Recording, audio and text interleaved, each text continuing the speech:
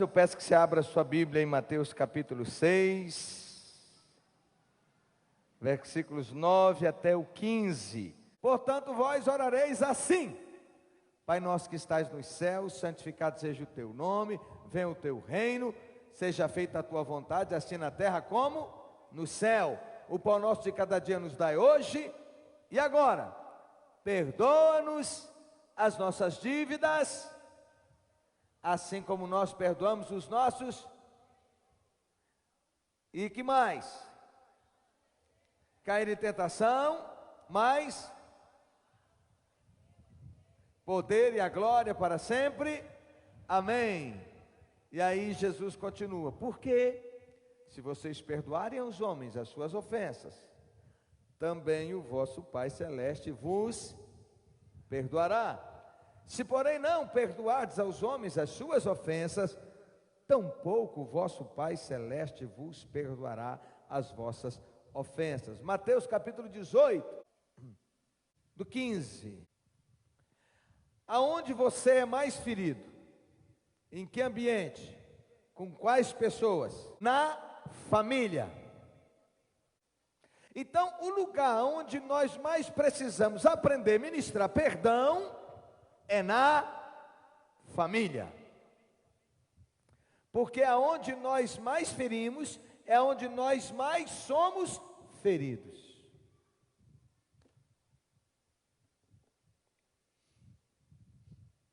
Vamos lá.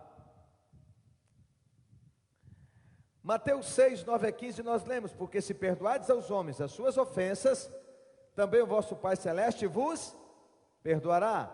Se, porém, não perdoardes aos homens as suas ofensas, tampouco vosso Pai vos perdoará as vossas ofensas.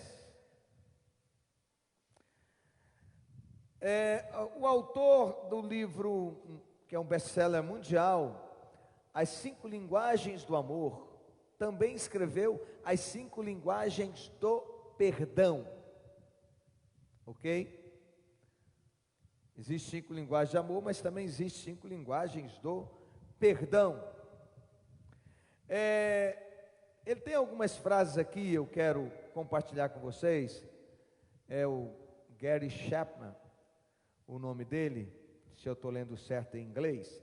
A justiça pode tentar reparar danos, mas não consegue restabelecer relacionamentos. Correto? Porque esse negócio é uma chave aqui dentro. Quanto maior o reclamante, maior o desejo de reconciliação. Essa é boa.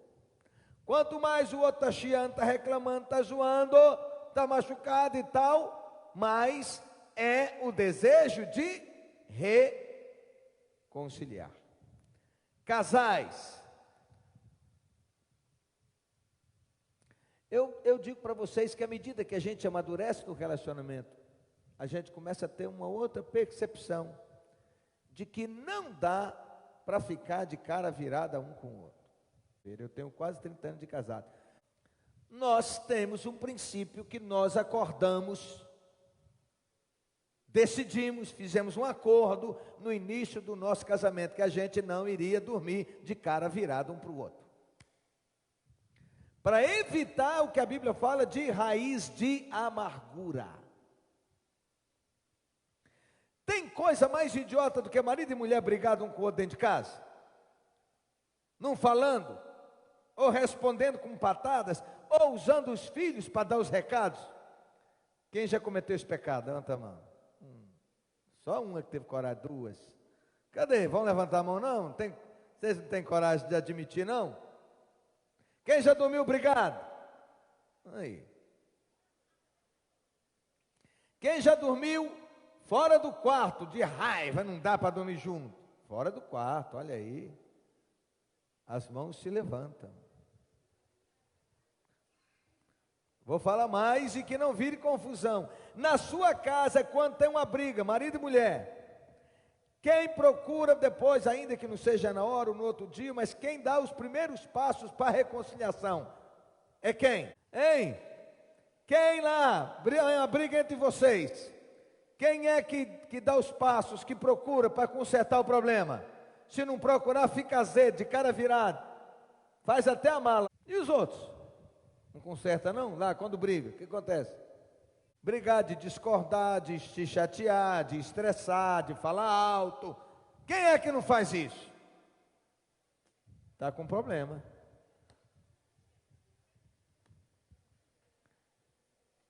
Porque nós somos diferentes.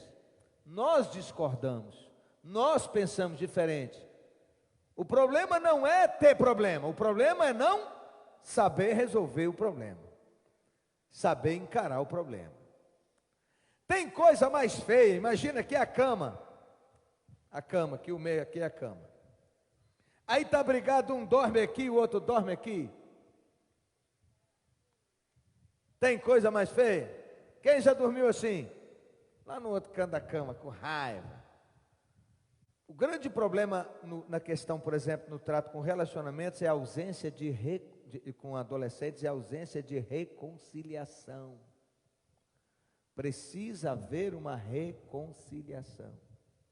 Brigou, chateou, chamou atenção, não sei o quê, depois tem que chamar, dizer eu te amo, dar um abraço, ministrar, orar. Por quê? Você sabe o que é que gera adolescentes violentos? É a ausência de reconciliação, é a ausência de não ser amado, de não se sentir amado. E aí vira o quê? Vai para o campo da violência. Fica violento o adolescente. Quando não se pede perdão, abre-se a porta para que o outro peça justiça, que é o reparo. Isso é, não pediu perdão, o outro não liberou perdão, aí aquele fica com a ferida, fica com a mágoa, e ele começa então a querer justiça. Isso é, começa a querer que a dívida seja paga. Erros, mágoas, ausência de iniciativa de pedir perdão. Como eu disse, nós entramos no ano da maturidade, nós precisamos amadurecer em todas as áreas, principalmente no relacionamento familiar. Só existe perdão verdadeiro e reconciliação genuína quando o outro procura para acertar.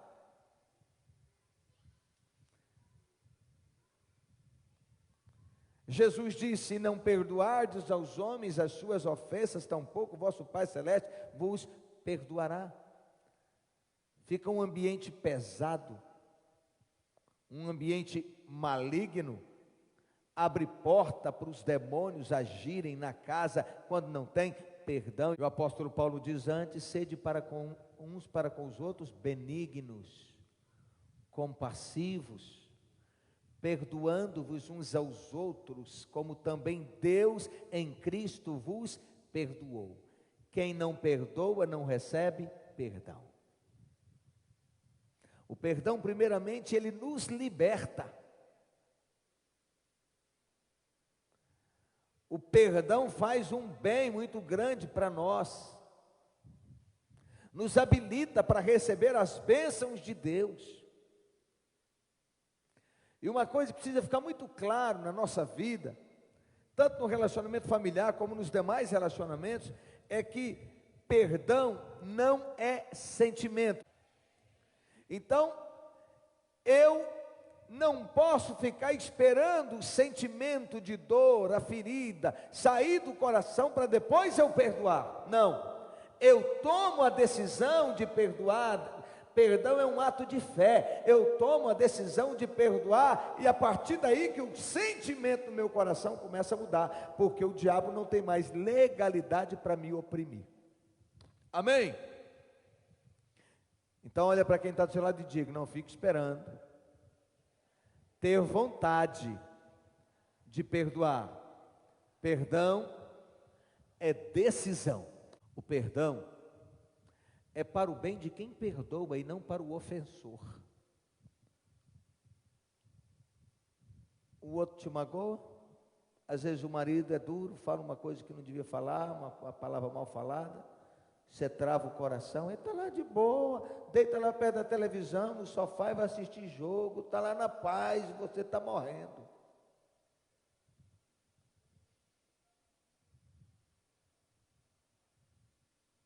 Começa a tratar mal os meninos e está lá estressada com tudo. Aí daqui a pouco vem uma enxaqueca e o cabra está lá de boa, e vai para a cama e deita lá e pum, e começa a roncar. Ainda tem uns que ronca e bufa ainda. E você está morrendo.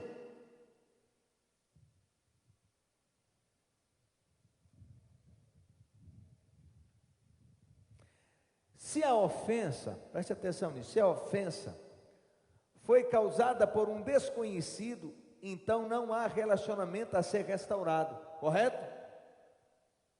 É um desconhecido que te ofendeu. Então não tem relacionamento a ser restaurado.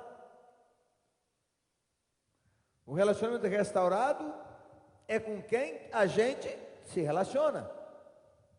Sem pedido de perdão, a ofensa permanece como barreira.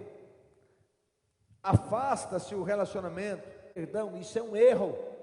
Amar é ter que pedir perdão, sim. Pedir e conceder perdão é uma constante para relacionamentos restaurados e felizes. Quando Jesus falou sobre perdão, Pedro a seguir perguntou: até quantas vezes eu devo perdoar meu irmão? Jesus disse o quê? Até 70 vezes 7. Vamos falar numa boa. No casamento, a gente conhece bem esse número no casamento, porque quantas vezes você teve que perdoar? Sim ou não? Quantas vezes você recebeu perdão? Inúmeras. Agora preste atenção. Pedir e conceder perdão é uma constante para relacionamentos restaurados e felizes. Cada pessoa nasce com uma maneira de identificar, de receber e de dar amor. E o mesmo acontece com o sentimento de perdão, ou seja, cada indivíduo tem uma forma específica de demonstrar que sente muito e pedir desculpas. As 5 linguagens do perdão, se quiser anotar, a turma do celular pode anotar, se for para anotar, pode abrir aí. 5 linguagens do perdão. Primeira, expressar arrependimento. Isso é, como é que você vai perdoar alguém ou pedir perdão ou resolver o problema se a pessoa não reconhece que errou? Como te magoei, isso é, eu fiquei mal, me perdoa pela maneira que eu tratei com você, pela forma grossa que eu agi, pela maneira que eu agi com você, me perdoa. Primeiro, expressar arrependimento, isso é, agir de forma que mostre na prática de que você está arrependido pelo mal que fez. Segundo, aceitar a responsabilidade. Isso é, quando a gente peço perdão, mas isso não é problema meu não, eu que errei não. Isso é, a pessoa precisa aceitar a responsabilidade, admitir, não, é culpa minha, é erro meu, eu não devia ter feito assim, eu não devia ter agido assim. Terceiro, arrependimento genuíno. Um é expressar arrependimento, o outro aceitar, assumir o erro. O terceiro é arrependimento genuíno, isso é, não vou fazer isso de novo, e da próxima vez eu vou pensar o meu erro. Quinto, pedir perdão, isso é, você me perdoa? Identificar a linguagem do seu parceiro ou parceira em um relacionamento é fundamental para a comunicação e para evitar conflitos. Olha para mim, vamos lá. À medida que a gente amadurece no relacionamento, às vezes a gente nem precisa seguir esse passo a passo em palavras, mas a gente segue em atitudes. Eu vou citar exemplo meu, lá de casa. Lá em casa, quando eu estiver chateado, eu falo, ela fica sabendo. Se ela estiver chateada, ela fala. Quebra pau, quebra pau. Só que tem uma diferença, a gente não fica de cara virada um com o outro. A gente continua falando um com o outro na boa. Essa é a diferença. É verdade ou não é? E outra coisa, se tiver visita ou tal, e às vezes quando o negócio está mais machucado, não tem negócio assim, a gente vai para o quarto. Doninha, quando fala assim, Roninho, faz favor. Aí eu já sei, né? Que a gente tem principalmente quando a família está presente. Por quê? Porque família entra pelo meio, sim ou não? Às vezes a gente recebe lá em casa a minha tropa toda, forte. Então, tem alguma coisa que não está bom, que não sei o quê, ou eu vou e chamo ela, falo com ela, ou ela me chama. Olha, eu não gostei disso, disso. Entendeu? Às vezes a gente quebra o pau ali com o outro e abre a porta e sai numa boa, tratando todo mundo bem, com um sorriso. É ou não é? Por quê? Tem que ficar de cara virada para os outros? Vai ficar, visita tem culpa se você se chateou com alguma coisa?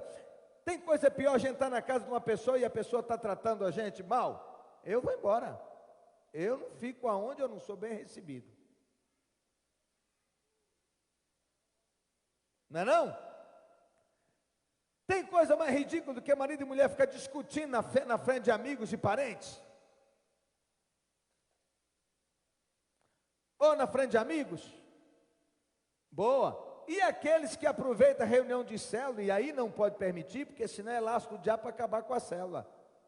Para começar para aproveitar para jogar os defeitos do cônjuge lá no grupo todo, aproveitar para vomitar tudo. Não é lugar. O líder fala assim, ó, depois nós vamos sentar e vamos bater um papo, fica na paz. Trata depois. Seja sábia. Que às vezes a mulher não tem coragem de falar as verdades para o marido, e aproveita e começa a descascar. Seja sábia. Seja sábio. Às vezes é o marido que não tem coragem de encarar a mulher. Não é o lugar. Não é o lugar. Então, no nosso relacionamento, estou falando do meu, de minha esposa, relacionamento na nossa casa, eu considero que a gente chegou a um nível no relacionamento em que às vezes eu falo alguma coisa que ela não gosta, a gente trata ali, resolve, e eu não tenho mais, é muito raro eu falar assim, eu quero que você me perdoa, não é? E nem ela faz, porque a gente já automaticamente já tirou aquilo do coração, já tirou do coração. É isso, ok? Então, mas você precisa entender pela forma das expressões de como seu marido, seu cônjuge, sua esposa demonstra amor, porque às vezes dentro da sua linguagem de amor, ele está dizendo para você, eu estou arrependido, me perdoa. Por exemplo, se a linguagem da esposa é dar presente, aí vocês tiveram um quebra-pau, discutir e tal, mas a linguagem de amor dela principal é dar presente, aí ela vai comprar alguma coisa, uma camisa, não sei o quê, aquela cueca toda rasgada, ela vai lá e compra uma nova e traz para você, não é? Faz uma graça, te dá um presente à noite, né? Você já entendeu? Opa, ela está reparando aqui o erro comigo, bacana, vamos celebrar. Você não é louco dizer, eu não quero. Aí eu vou mandar examinar você, já que você está com um problema, não é? Às vezes a linguagem dele é de ações de serviço. O que é? Servir, cuidar da casa, troca a lâmpada queimada, conserta uma pia, um vazamento, uma coisa, uma pintura, uma reforma, alguma coisa, ele quer servir. Aí qual é a forma dele dizer para você que ele está arrependido, que ele quer reparar, isso é consertar, fazer diferente, ministrar amor na linguagem dele. Vocês estão entendendo? Quais são as 5 linguagens de amor? Quais são? Tempo de qualidade. Segunda, ações de serviço. Terceiro, dar presentes. Quarto, palavras de afirmação ou de encorajamento. 5, toque. Fala em toque, os homens no mês de novembro chegam a dizer,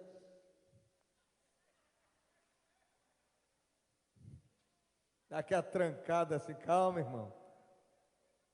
Vai resolver sua vida. E toque. Essa é a minha principal linguagem de amor. Eu chego dando tapa, eu chego gritando, eu chego zoando, eu chego puxando o cabelo, eu chego abraçando, eu chego beijando.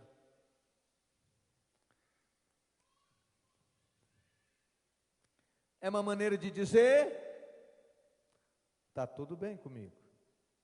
Meu coração está em paz. Isso é, teve um problema, uma discussão, uma coisa, eu vou ministrar amor na minha. Vou falar, vocês repetem. Expressar arrependimento. Então ouça, só os imaturos é que não reconhecem que estão errados. Pedir perdão é nobre. Pedir perdão mostra grandeza de caráter. Pedir perdão não é ser humilhado. É humilhar-se, é diferente de humilhar-se para ser humilhado. É humilhar-se para ser exaltado, como Jesus fez. Segundo, aceitar responsabilidade. Isso é, precisa assumir que você errou. Eu errei, foi mal, me pede desculpa ou me perdoa, eu errei. Terceiro, arrependimento genuíno, isso é, mudar de comportamento. Porque não dá para ficar todo dia cometendo os mesmos erros, não é? Todo dia, falha nas mesmas coisas. Quarto, reparação, isso é, consertar o que você fez de errado. Resolver o problema, ajeitar. E digo, se você não aprender a praticar perdão, perdoar e receber perdão, pedir perdão, liberar perdão, seu casamento não vai para frente, seu relacionamento não vai para frente, sua vida no trabalho não vai para frente, porque onde tem gente tem problema. Você vai trabalhar numa empresa, ninguém é igual, todo mundo diferente. Você é o dono da empresa e tem os empregados, todo mundo diferente. Você está numa escola, todo mundo diferente. Está na igreja, está na selva, todos são diferentes. E errar, todos nós podemos errar, corremos o risco de errar. Vamos lá.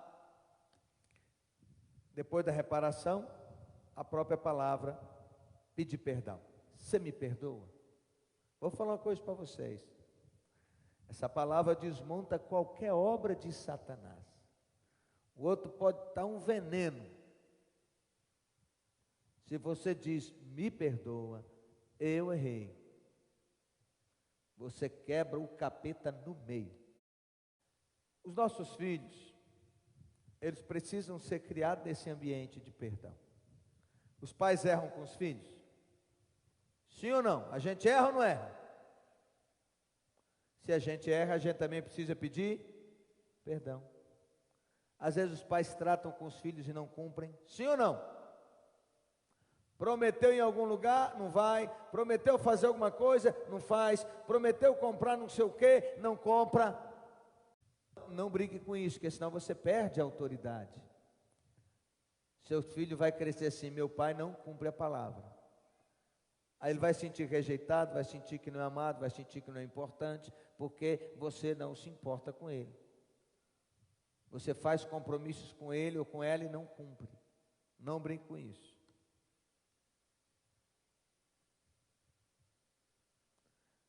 Do mesmo jeito que filhos erram com os pais, decepcionam os pais, magoam os pais, eles também precisam aprender a pedir perdão. Aonde é que eles vão aprender isso?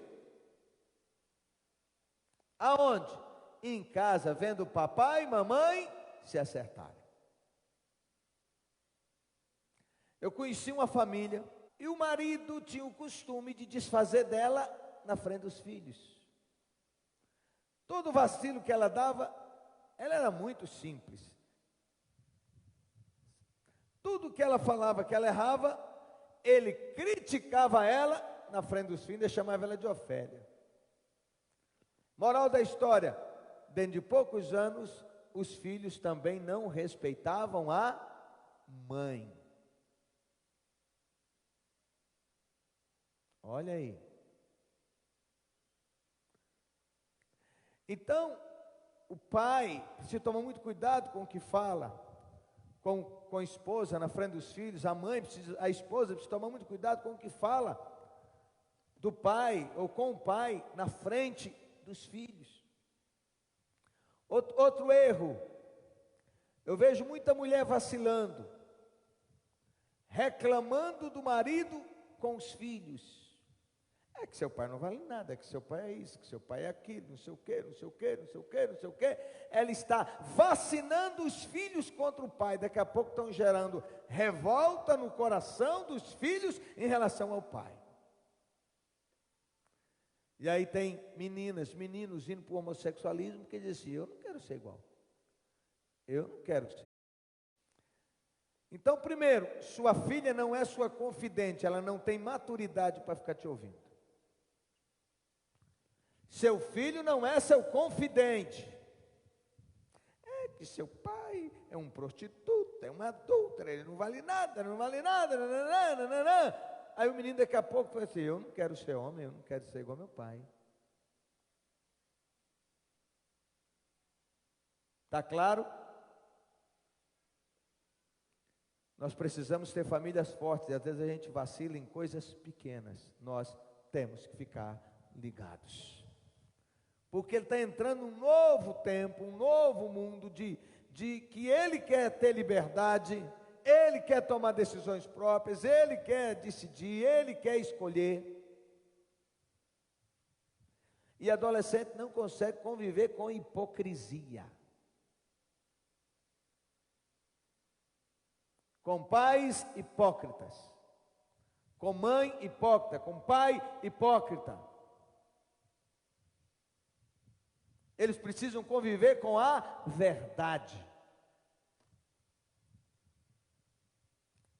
Trago finalmente uma palavra às mães que criam filhos sozinhos, sem a companhia, sem a presença do marido. Faz uma grande falta? Faz. Mas não é impedimento para você ter filhos fortes, abençoados, bem-sucedidos. Não sei se é separada, divorciada, desquitada, viúva, seja o que for. O que não pode é você, para suprir a falta do marido, você fazer todas as vontades. Você, porque às vezes fica naquela guerra, a mulher tentada a atender, a dar sempre o sim, a fazer tudo que quer, com medo de perder filho, porque o outro lá do outro lado quer atender em tudo, quer fazer todos os gostos, todas as vontades, e fica aquela guerra. Menino precisa passar por dificuldade, amém?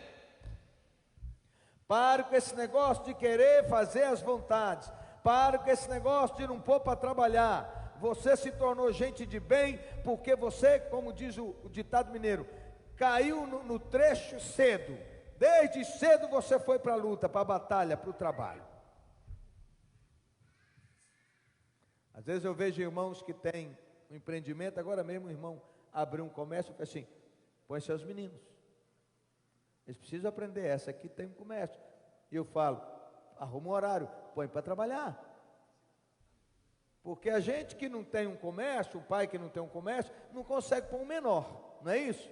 Porque a lei não permite. Mas quem tem algum tipo de atividade, desde cedo põe seus filhos para fazer. Enquanto isso, enquanto não pode trabalhar lá fora, põe para fazer dentro de casa. Eu cresci na minha casa, eu aprendi a lavar roupa não, aí é demais. Eu aprendi a passar pano, varrer casa, lavar vasilha. É verdade que fazia tudo correndo para ir brincar e fazia tudo mal feito. Quando minha mãe chegava, às vezes ia lá me pegava por aí e trazia para fazer de novo. Fazia de qualquer jeito. Mas ela me punha para fazer. Com 13 anos, 13 para 14 anos, ela foi numa oficina de móveis. E meu pai era protetor. Minha mãe era de muita iniciativa. Ela foi na oficina de móveis e falou com o proprietário: deixa Ronil trabalhar com vocês para aprender, não se paga ele nada, eu só quero ele aqui para ele aprender. Ó que mãe.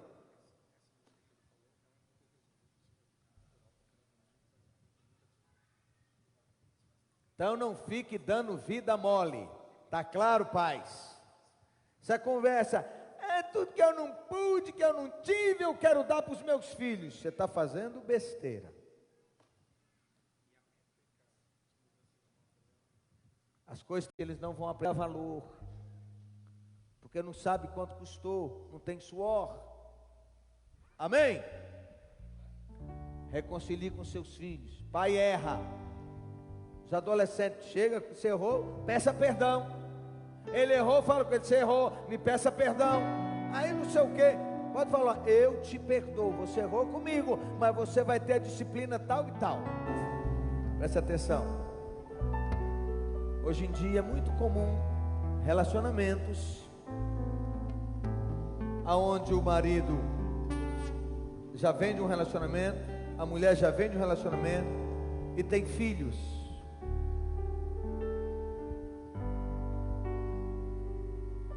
Sabe qual é o grande erro?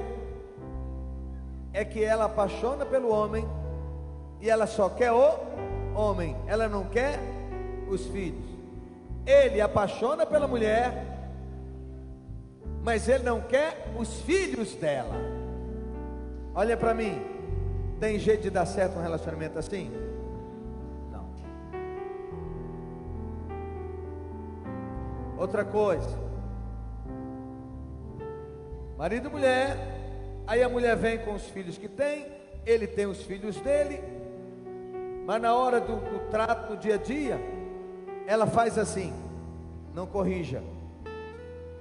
Ele não é seu pai, você não é pai dele, você não corrige, quem corrige sou eu. Aí eu digo, tá certo? Tá criando um... Por que que seu marido tem que tratar bem seus filhos e você não aceita que ele trate bem os dele e você não adota os dele? Diga para mim.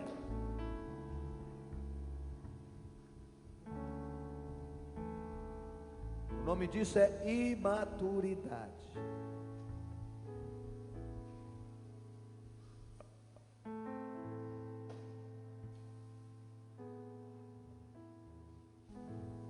Então não case, porque se casou, tem filhos, ó, presta atenção, eu não sei da história de ninguém, não estou dando recado, fica na paz, me veio ao coração e eu estou falando, amém? Nem sei quantos de vocês aqui está nessa situação que casou com outra pessoa que já tinha filhos. Eu só te digo, leve isso muito a sério, peça ajuda. Mas se tem filhos nesse relacionamento, esses filhos são de você. Eu te digo, se você não amadurecer, você vai ficar assim, de relacionamento em relacionamento. Hoje está com a mulher, daqui a pouco briga, esturra, aí agora arruma mais uma outra, ou ela está com você, daqui a pouco não deu certo, aí ela vai, daqui a pouco ela arruma outro, e vira aquela lambança toda. Não tem jeito, tem que decidir amadurecer, e a primeira palavra é aprender a se relacionar, aprender a liberar perdão.